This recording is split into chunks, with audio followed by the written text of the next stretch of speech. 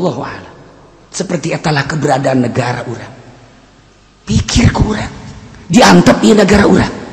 Lamun cacak-cacak pondok pesantren anu lillahi taala Banten, Pandeglang, Serang, Tangerang, Bogor, Jawa Tengah, Jawa Timur, Padang, Aceh, mun kiai pondok pesantren salaf wallahu alam Indonesia. Lain cakula intelijen jaritakeun Indonesia masih kuat lantaran masih banyak pondok pesantren salaf. Amerika sabaraha ribu diurang ayeun telanana. Geus teu serab jalaku pemerintah. Ku birokrasi urang geus teu serab jalaku kiai-kiai modern. Sebab keinginannya sama dengan dia, ingin beli mobil, ingin istana, ingin wanita sama dengan aku, hanya beda motif doang. Tapi pondok pesantren salaf dibere duit ti podoli leutik teu daekeun. Gede insyaallah. Atuh eta mah deres dibere keneh, aja bae di batu kudu dibere. Da rusak jasa pantah batu. Belah ditueun rusak tah mah. Acak-acakan. Tah nu dipake ka serep ge ketika geus teu daekeun ngadahar duit pemerintah. Geus teu daekeun kemewahan-kemewahan pondok bae sederhana tetapi mantep. Naon kitu ngaran moralna. Ieu nu masih keneh diperhitungkeun. Anu masih kena hudang tipe tiga motifna naon Allah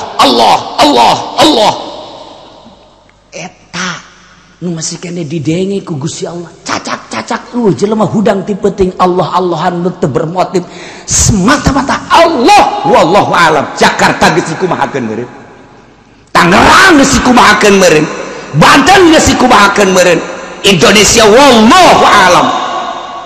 Untung masih kena aya nu hudang tipe ting.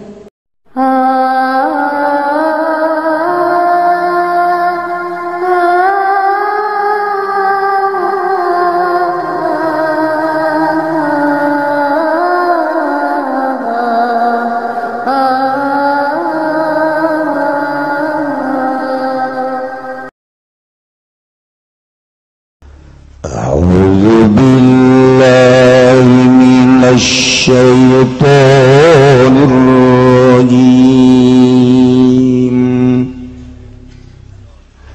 Bismillahirrahmanirrahim. Walillahil asmaul husna fad'uuhu biha wa dharul ladzina yulhiduna fi asma'i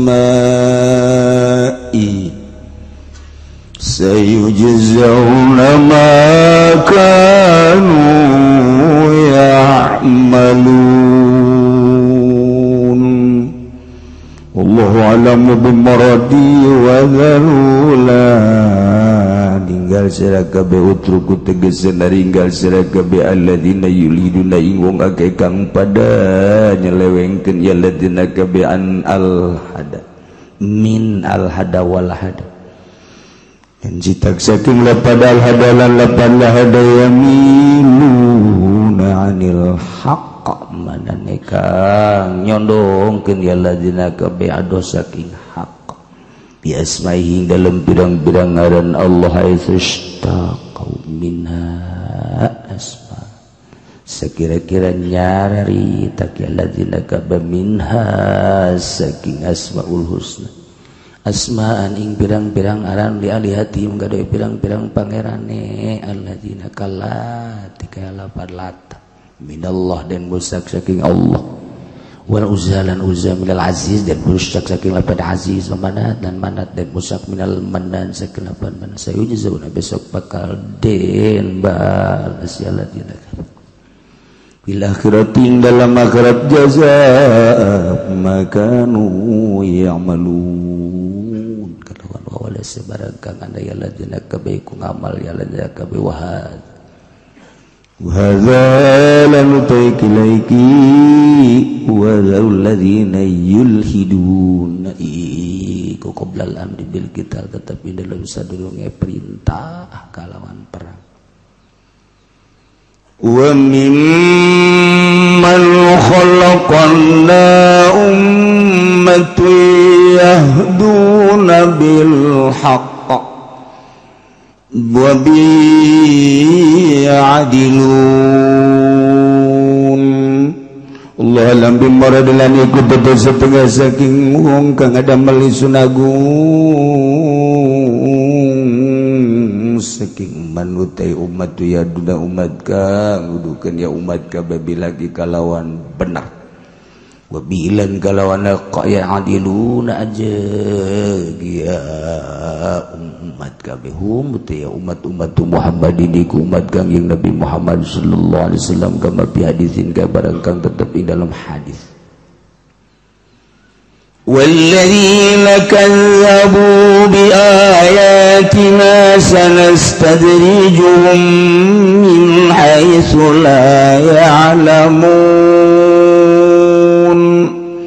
Wallahu a'lamu bimuradillan utai wong akeh kang pada ngagorokeun ya ladina kabeh kalawan sakayat ingsun agung Al-Qur'an itu kesekuran min ahli Makkah saking alim begai ku besok bakal nyung kunatawa ku besok bakal nung tutaning sun agung min alladina kabena khudum tegas ngalap ingsun agung min alladina qalilan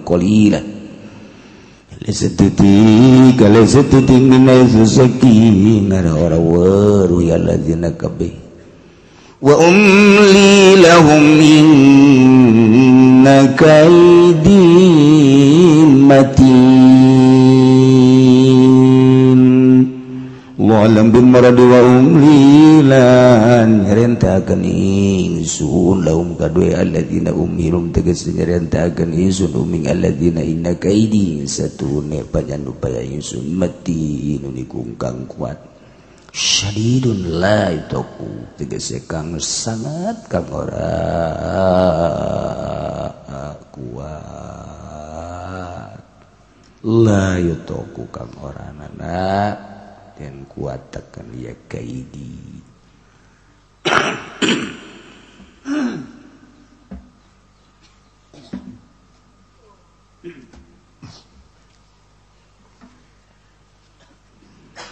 Walillahil asmaul husna, tetep ke Allah ari ngaran-ngaran anu bagus. Jumlahna 88 nu kawari dina hadis.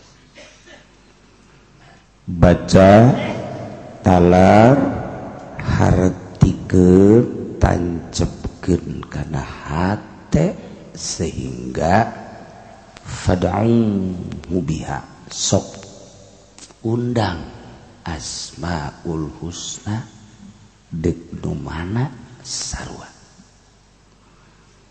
ulah nyebut-nyebut kasalian Allah sok ka Allah garaga sebut sehingga asmaul husna teh asma Allah teh jadi makom dina makom nu kamari geus dicaritakeun artina makom teh tempat singgah na yakin urang ibadah teh disuprih datang ka yakin selesai geus yakin adalah membuktikan kabeneran ngabenerkeun urang terhadap nu maha gaib datang ka mana urang ngabenerkeunana ngabuktikeun pembenaran urang terhadap Allah datang ke mana didinya makom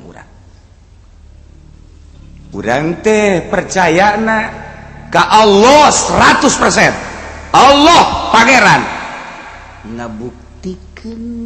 ngabuktikeun kepercayaan urang ku urang bisa katingali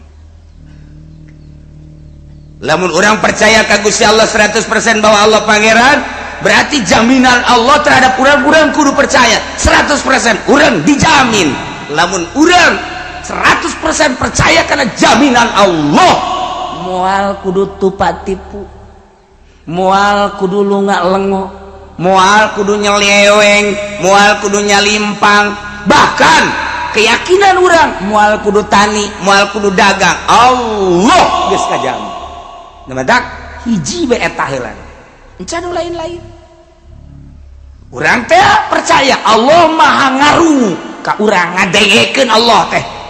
Percaya. Buktikan kepercayaan urang terhadap Allah bahwa Allah ngadengekeun. Hayo sia. Percaya Allah teh neulekeun ka urang. Percaya 100%. Percaya pangeran teh Allah, percaya Allah teh nu ngadamel langit bumi katut eusina. Nu Allah kabeh. Salian Allah mah makhluk kabeh. Allah khaliq. Percaya teh Allah teh maha ningali, percaya. Buktikan kepercayaan maneh, coba yakin teh. Mun yakin Allah neulekeun, moal daek kudu nonton TV. Moal daek kudu jeung hupa HP. Moal daek kudu jeung WA-an. Moal daek atuh teh mah jangan lantur. Tah, jadi urang buktikan pembenaran urang terhadap kepercayaan urang. Buktikan coba. Tah ketika urang ngaku percaya Allah pangeran, Allah teh anu maha ningali, ketika ku urang dibuktikan karena keyakinanna mah eueuh nanaon. Tah yakin teh ngabuktikan pembenaran urang terhadap nu maha gaib. Datang ka mana? Di dinya makom urang. Tuh. Jadi makom yakin makom kita tuh kadele jelema boga keyakinan jeung henteu nana datang ka dinya makom keyakinan kadele keyakinan nyana kadele ka didelekeun ku Allah kanyahoan oh datang ka dinya yakin Allah ngadengekeun kanyahoan yakin Allah teh kitu unian datang ka dinya lamun nyana yakin bahwa Allah nyahoan markos kitu tinggal kitu bae jadi kanyahoan dah kacamata yakin teh pembenaran buktikan terhadap Allah sakitu bae. Islamun jadi jelema jadi kiai kayawan yakin jeung henteu yakinna seorang kiai teh kadeuleu ku urang kadeuleu boga yakin henteu kuari dina naon ieu boga yakin henteu dina maisha dina kahirupan kadeuleu ku urang boga keyakinan henteu na si kiai teh kadeuleu lantaran langkah-langkah nyana keyakinan eta langkah-langkahana dah pembenaran terhadap anu maha gaib kayahoan. Jelema ceramah kayahoan boga yakin jeung teu. Ceramah nu hayang amplop, ceramah anu karena Allah, ceramah anu lalagaan atuh kayahoan. Kayahoan maca seh kitu kae.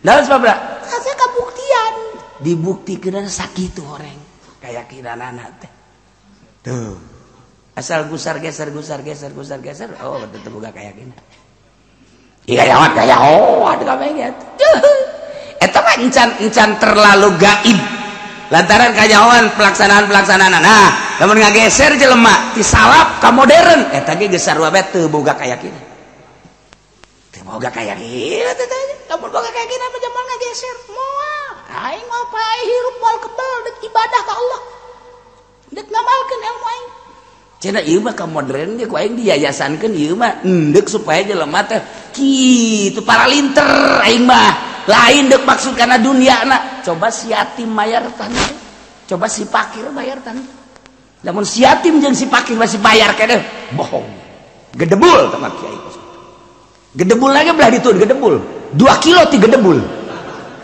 gitu tinggal gitu bae sih gua kayak gini namun nyama cara kolot kurang baheula make nyana ge kelas 1 kelas 2 kelas 3 nyana nyahoeun sia ka anak si anu ieu mah fakir terus ieu mah miskin terus ayo geus teu kudu bayar sia mah yang teu boga karena Allah berarti mana ada sekarang tidak ada. Iya, dilihat dari sana sampai sono tidak ada yang begitu. Berarti kan dia selain minter kan, dek merau. Berarti kalau keinginan kan harus gitu. Ya, Kanyawan budak ulah eta sok hudang peuting jeung nu tilok atuh kanyawan jelema mah asal matana cayan we ieu ngeri mata sia ka jeung kumaha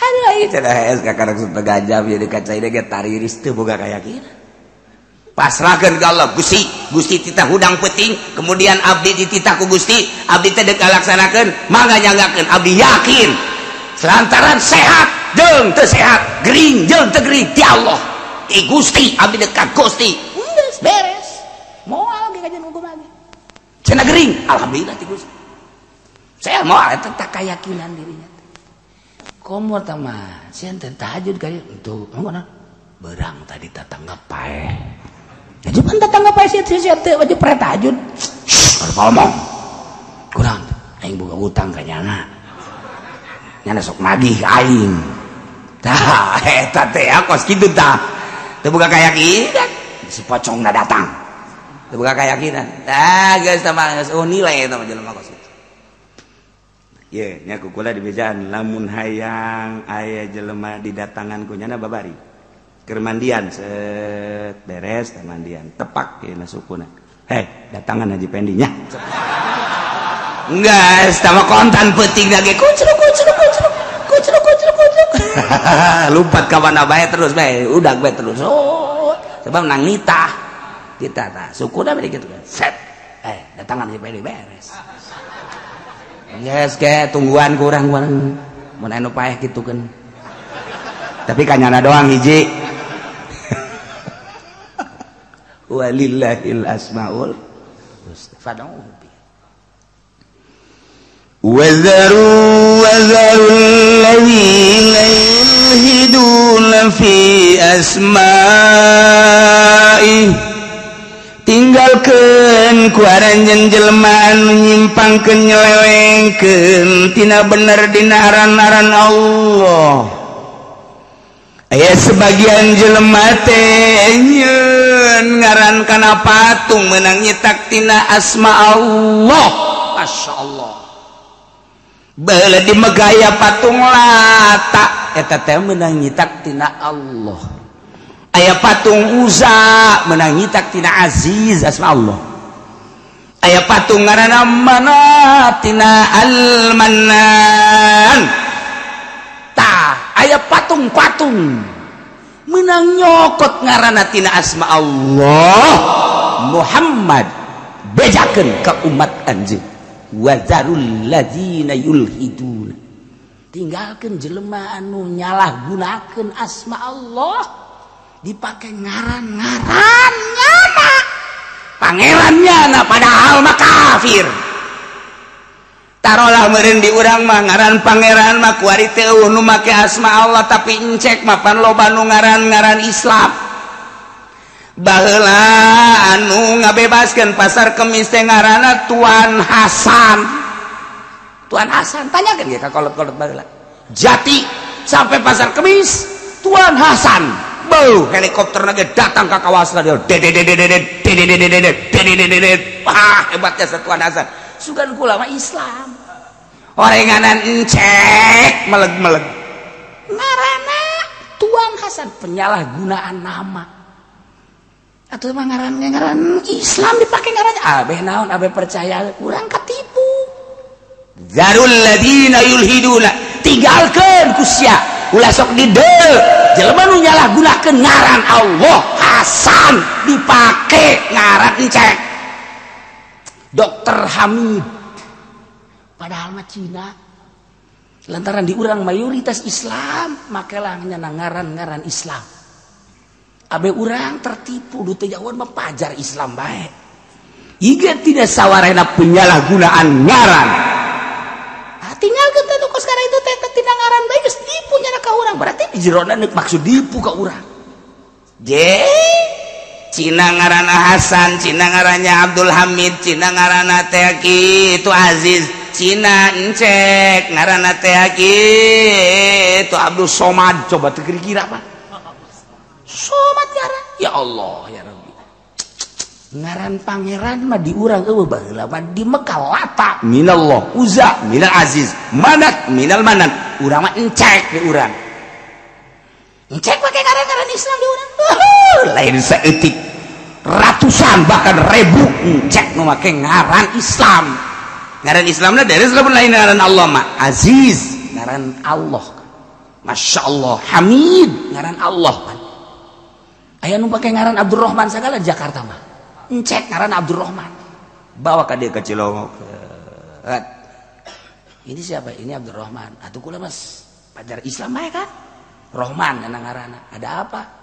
Ini begini material saya di Jakarta. Iya, material mah biasanya encek kan. Bukan ditanya ka dosa urang deh. Ini namanya Rahman. Islam apa bukan? Namanya siapa? Nama aslinya mah ini. Oh. Iya, dia pakai nama Rahman. Coba teh. Goblok gitu.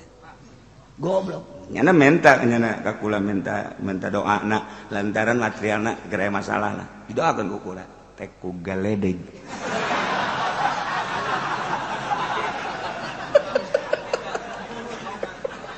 Nyata nyahoan ieu. Jadi babaturanana datang deui cenah kiai, waduh makin parah cenah materialna. Yo ini ijabah berarti doa aing.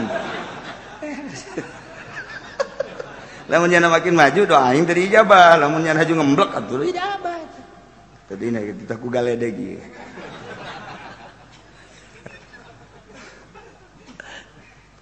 Teu beunang salah ngadoa. Teu beunang Allah kan neuleukeun ka urang coba sia. Dicoba ku Allah, coba datang nu miskin, coba datang nu setengah kaya, coba datang nu kaya kumaha sikap sia ka aing. Jeung sikap sia terhadap jelema eta. Datanglah lurah, datanglah camat, datang bupati, datang gubernur, kadang inong kumaha sia coba sikap hate sia kumaha berubah teu datang bos nu boga pabrik nu boga ieu boga material cek coba sia ngadoakeunna kumaha atuh dicoba urang teh ku Allah loba nu teu lulus tah ahli hikmat mah ahli hikmat mah ngadoakeun beneran nya mah atuh salah ngadoa mah teu bantu urang jeung Allah tuh geus teu kudu hese-hese urusan dijabah jeung dijual teh urusan Allah kan urang jeung Allah ulah salah nya teu ngadengekeun ieu itu urang bahasa Arab jadi teu ngartieun pan atuh urang ngadoa di hareupeun urang ya panggil ka pabrik atuh urang ngadoakan pabrikna supaya selamat Allahumma anzilil barko Gusti boga kena kilat waroda dan gledeg wah tentunya nama amin saking engkau geus beres sallallahu alaihi wasallam alhamdulillahirabbil alamin menang dua apa jeger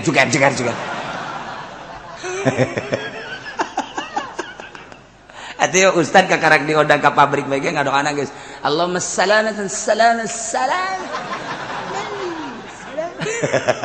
lah berkat nama sapira berkat kan diberi duit ge paling 1 juta 2 juta tapi jangan di mata Allah tolol sia jelema teu iman ku didoakeun mantak ambruk kiai ambruk ustad ambruk ahli hikmatna ambruk ya tuh semangat doa dia ya Allah ya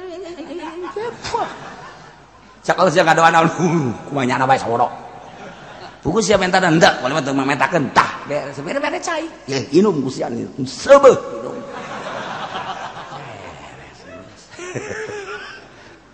kadengeun ku cina geus aya cara ngomong menta cai ka kieu ci sabodeng ditanteu ye hayang henteu aing mah kasih beres geus jaloba bae teh pita Cina teh kagula datang Cina aya Cina anu mulia kemana-mana geus ka Singapura segala rupa wah geus ka Jerman segala rupa geus nemah bari dibawa asma tambah setruk setik itu terus bere cair cager kula ge heran aing teu ngadoakeun kok sacager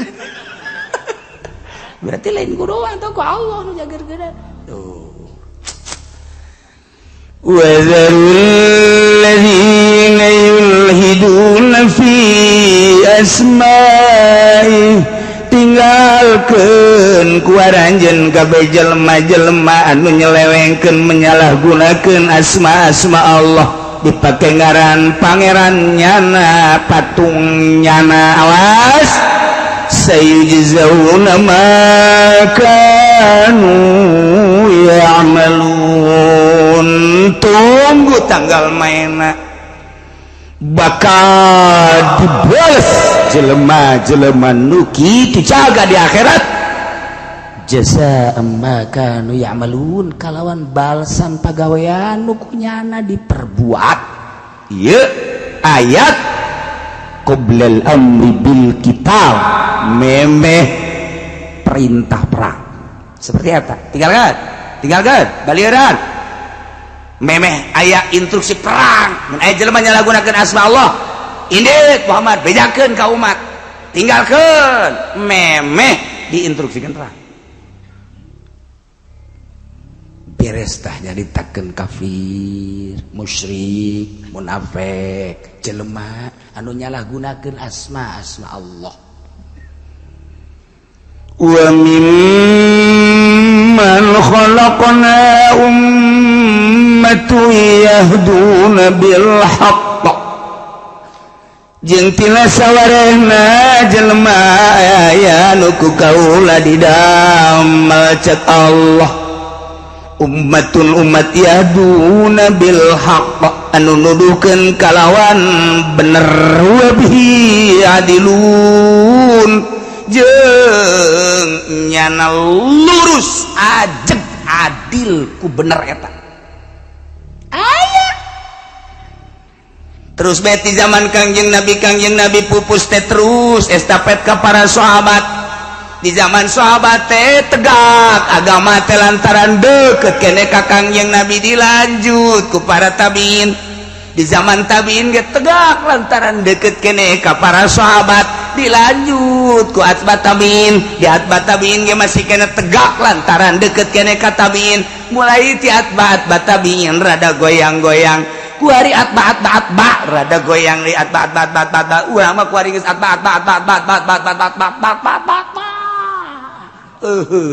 sese neangan anu bener teh geus hese pan bisa bener sote urang nuturkeun nu kamari teh nuturkeun nu itu teh nuturkeun nu itu estafet ngaranna silsilah nuturkeun nu itu bener langsung ka Kangjeng Nabi karak ai ieu mah pan guaring putus ha guari nuturkeun nu eta sedengkeun nu eta na ge kos kitu nuturkeun nu itu teh kos kitu atuh geus putus teu boga tulus.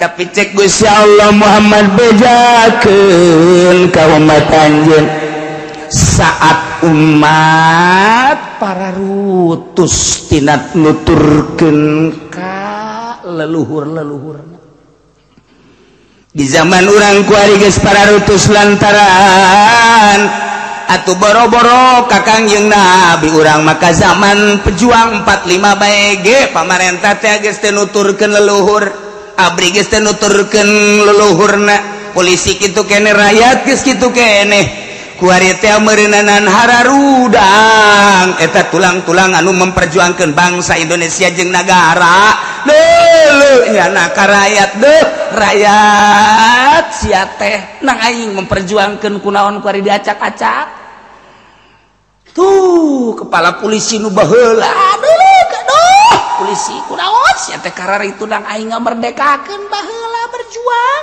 kitu keneh abri Bung Karno beserta Bung Hatta Imam Bonjol jeung Raden Ajeng Kartini Cut Nyadin Patimura dan pejuang-pejuang nu baheula hudangnya duh siapa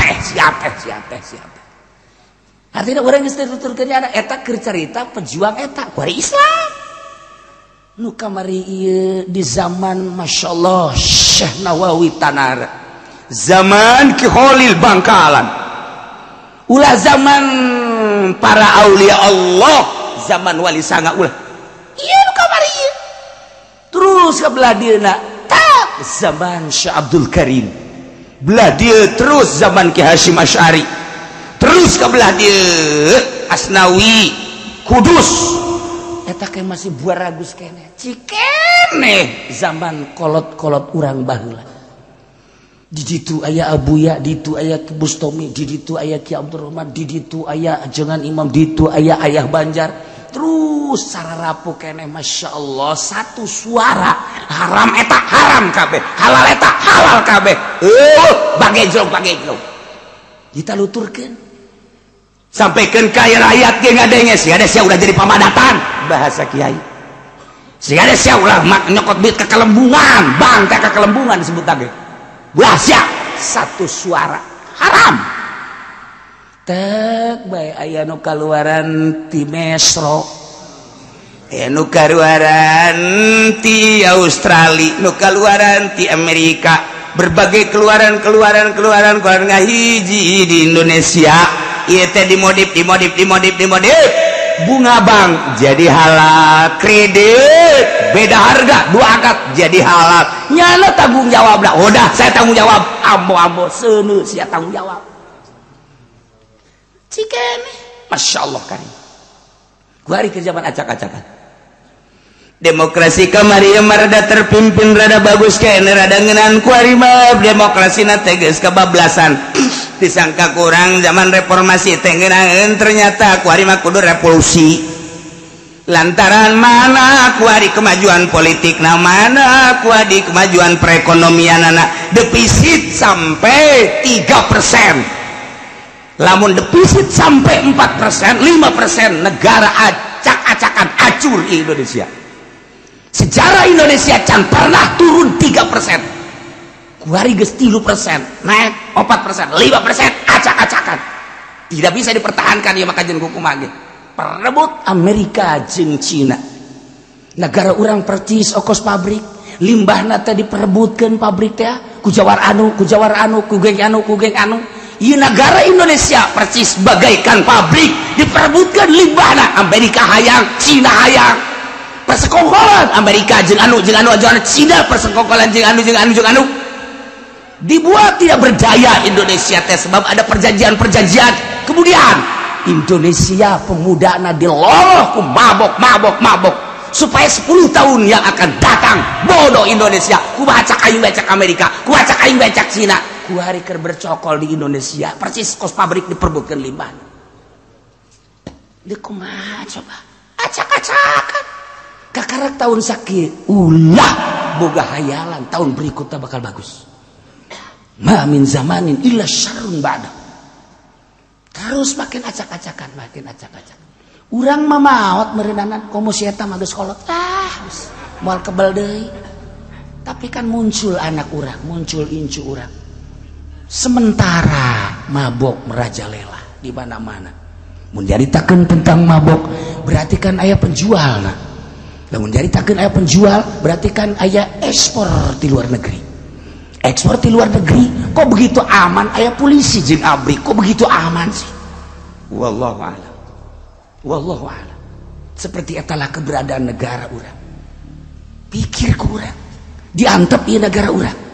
Lamun cacak-cacak pondok pesantren anu lillahi ta'ala Banten, Pandeglang, Serang, Tangerang, Bogor, Jawa Tengah, Jawa Timur, Padang, Aceh, mun kiai pondok pesantren salaf wallahu alam Indonesia.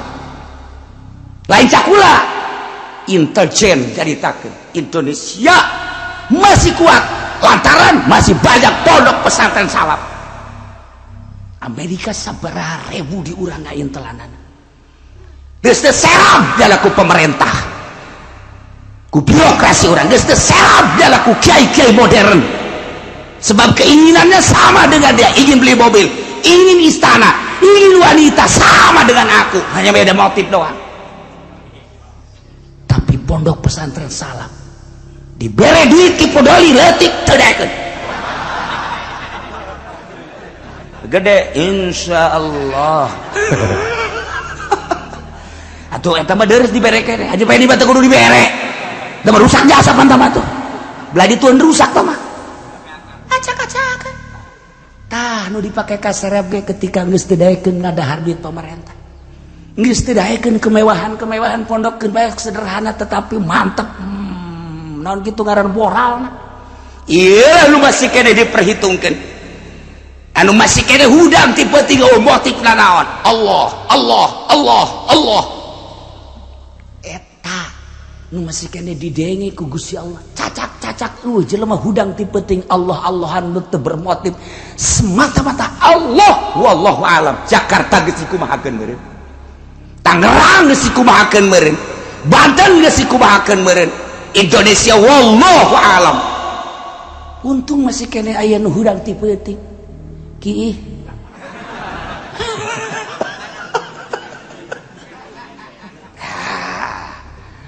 tapi cek Gusti Allah kehancuran bangsa, kehancuran umat Muhammad bejakeun ka umat-umat anjeun terus khususna ieu teh ka urang mah ka umumna mah kakabehan termasuk urang kurang kuari dibaca dihartikeun sekemampuan urang bejakeun Muhammad wa mimman khalaqna tina sawarena jelema nu kukula didamel cek Gusti Allah aya ummat yahduna bil haqqi anu terus bae nuduhkeun kalawan hak henteu pernah ngalirik ka sisi kagigir saat-saat batur ngahalalkeun nya nama haram bae saat-saat batur disararumbangnya nama embung saat-saat batur engkeuy yang di luhur panggungnya nama henteu hayang hiji bae yahduda bil haq teu pernah hayang pamere ti pamarentah teu pernah hayang pamere ti organisasi teu pernah hayang pamere ti jelema-jelema hiji bae boga kayakinan ka Allah yahduna bil haq aya Muhammad terus bae saat Indonesia acak-acakan hiji mah kudu aya bae saat Baghdad acak-acakan hiji mah kudu aya bae saat Iran acak-acakan hiji mah kudu aya bae saat Mekah acak-acakan Arab acak-acakan hiji mah aya bae Turki keur diobok-obok wari hiji mah aya bae Amerika bergain multinasional acak-acakan Baghdad supaya lapas Islamna eueuh dek didemokrasikeun serang deui Turki serang deui Suriah serang deui Suriah terus Turki terus ulah aya carita-carita Islam mulai kuari Amerika dengan keyahudianana negara mana kuari anu masih kene kuat intik kunyana ulah dengan politik dengan ekonomi hancurkan tapi wa mimman khalaqna tina sawarena jelema aya nu didamel ku kula Muhammad bejakeun ka umat tu yahduna bil haq aya umat anu selalu nuduhkeun kana bener saat batur teu wani nyaritakeun bener nyawa wani sebab teu hayang di alam teu hayang di agung-agung dibere ge teu hayang leutik mah si eta tah mah ayo deui tegekeun geura Muhammad bejakeun ieu mantap teger saha eta anu wabihi adilun lurus adil dengan hak tesieun saltikeun hum ummatu Muhammadin sallallahu alaihi wasallam dicoba di negara baheula aya Buya Hamka masih terngiang-ngiang di telinga orang haram mengucapkan salam kepada orang-orang Kristen yang sedang mengadakan Natalan. Buya Hamka tertulis di berbagai koran majalah dan diabadikan di negara orang padahal Buya Hamka diakui oleh bangsa Indonesia di luar negeri Kristen Yahudi ngecek ngaku ke Buya Hamka dengan kecerdasan tetapi nyana melalui haram bangsa Indonesia umat Islam mengatakan salam istimewa Buya Hamka tadina di Muhammadiyahkeun akhir hayatna Islam sebabnya ada boga guru torikoh terngiang-ngiang di telinga orang komo nu belah ditu mah zaman Ki Hasyim Asy'ari ieu mah nu belah dieu bae belah dieu masih terngiang-ngiang Gus Dur dengan gaya Gus Dur tersendiri tetap bae nya nama ngagocek-gocek jelema cak batur haram cak cenah henteu cak batur henteu cak cenah haram digocek-gocek jelema eueuh teu kagocek ku jalan digocek bae kajen ku kumaha ge ya kabeh ulama ngaharamkeun ka inul Oma Irama haram cul bae di televisi Oma Irama apa bedanya Roma Irama itu kan inul laki-laki beres selesai saat gerpejena jilbab dilarang kemudian keras kabeh jadi berisik nentang Gus Dur nggak apa-apa nggak berjilbab juga babari jasa Gus Dur digocek kabeh ujung-ujungnya horenganan keur di lobi ku Gus Dur nyeritakeun salam selamat pagi haram masak pakai selamat pagi ya ku Gus Dur dan lain-lain digocek-gocek ku Gus Dur tapi berubah wajah Indonesia teh berubah kok makin membaik kok Islam makin lekat nyana kunjungan ke berbagai negara nama Islam Salafi teu pernah teu dibawa ku nyana dengan kekuatan Gus Dur dengan cara Gus Dur sendiri ketika nyana dilengserkan make celana pendek dengan gaya Gus Dur sendiri terbukti kuari jasadna masih utuh muzarah sampai ayeuna teu pernah putus-putus terbukti kewalian Gus Dur cak wali terus kabelah dieuna saha deui nu kurang didenge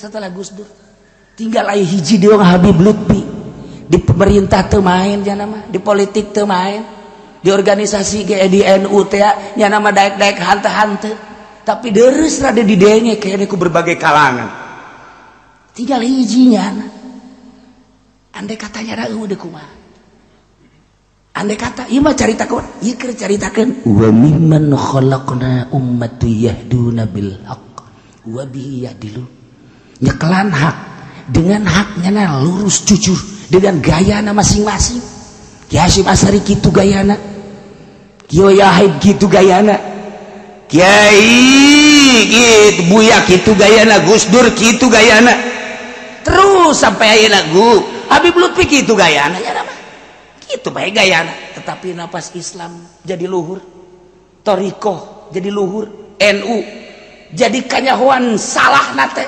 kunyana nu nyaritakeun ketika orang-orang NU nyaritakeun bener nyana teu pernah nyalahkeun tapi ketika nyana nyaritakeun kelurusan begini ternyata NU geus keluar tidak kelurusan berarti garaku saralah tinggal hiji nyana wa mimman khalaqna tina sawarehna jelema nu kukula didamel waman umat yahduna bil haqqi aya umat anu terus bae duduhkeun kana bener jang supaya jelema ka mana sih ieu ka mana sih ieu oh ieu tra dihasudan teu eureun ulah disangka teh dihasudan malah nu ngahasudanana makin loba tapi makin merepek coba gedelekeun sebabnya ka Allah hiji Allah ngeleukeun Allah ngadekeun Allah nyaun nyana sieun ka Allah aya bakalna nu diangkat ku Gusti Allah boga makom-makom tertentu anu terus bener iyalah umat Kangjeng Nabi Muhammad sakumaha dina hadis dijelaskeun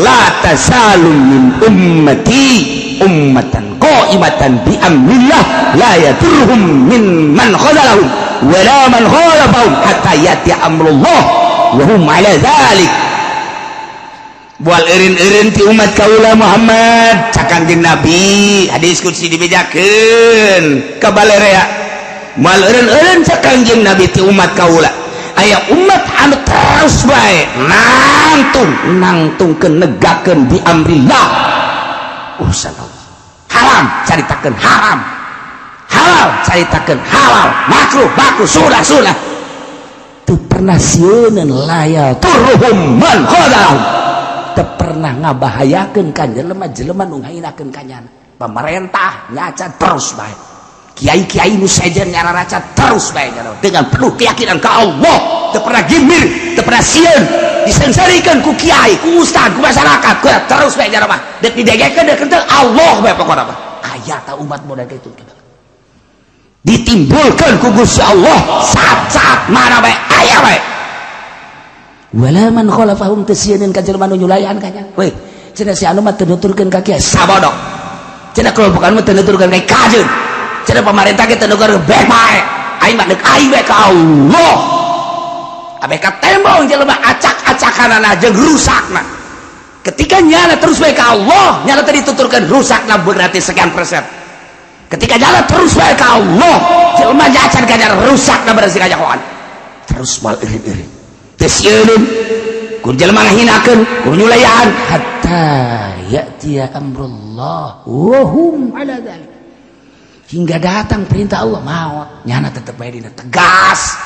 Hiji wa mimman khalaqna, tina sawarehna manusia aya anu ku kaula diramal Gusti Allah ummatun lain hiji umat loba, bisa oge per negara hiji, per kabupaten hiji, atau aya bentuk organisasi ummatu yahduna bil haqq wa bihi ya'dilu. Masya Allah, urang ngadenge ieu bunga alhamdulillahirabbil alamin. Saat jelema megol aya tuturkeun, saat jelema mamang kembali kanu bener, saat jelema kebingungan aya jang cecekelan, selalu aya bae moal dibeakeun ku Gusti Allah. Acak-acakan politik jeung ekonomi jeung budaya aya bae nu lempeng, dek didengekeun dek henteu nyaritakeun benerna politik, nyaritakeun benerna ekonomi, nyaritakeun benerna budaya. Ketika kajahoan politik nu bener, nu salah bakal kajahoan. Ketika nyaritakeun ekonomi nu bener, nu salah bakal kajahoan. Negara urang kuari politikna keur acak-acakan kajahoan. Ekonomi geus dikuasai ku Yahudi. Urang ngaji takrib, urang ngaji patul muin, pelbah jaritakeun bab muamalah perekonomian geus teu kapake saeutik-eutik acan. Tapi terus bae nya namanya nyaritakeun, dek dipake dek henteu. Wa bihi ya'dilun. Masyaallah. Alhamdulillahirabbil alamin. Tapi di luar eta aya jelema nu ngabohongkeun ka Al-Qur'an. Iyalah walladzina kadzabu wallahu a'lam bissawab.